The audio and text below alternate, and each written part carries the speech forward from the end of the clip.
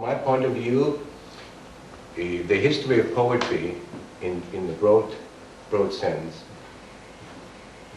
in the beginning it was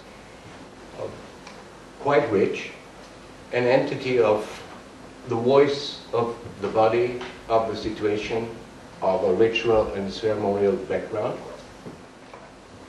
By the time that the writing, the script writing, became the leading cultural code, you could date that around 400 BC, 500 BC, 600 BC, so I would say between the times of Sappho.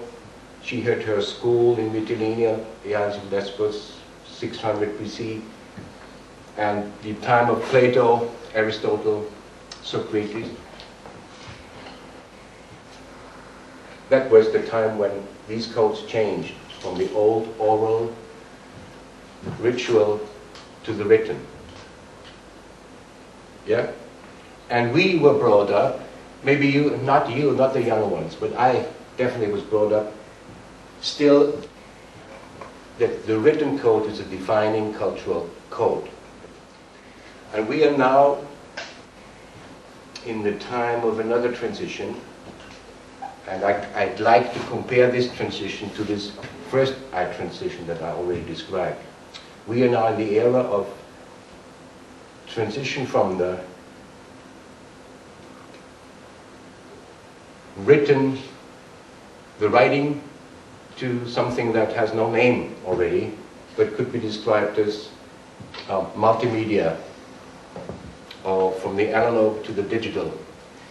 And with the so-called new media, new forms of poetry are possible. Of course, poetry that is realized with audio, technology, or video, or the internet now. And at the same time, I guess that these so-called new media also stimulate a new interest in very old forms of poetry, using the voice and the body and situation, for example. Using the voice and the body and situation, for example. Using the voice and the body and situation. Using the voice and the body and situation.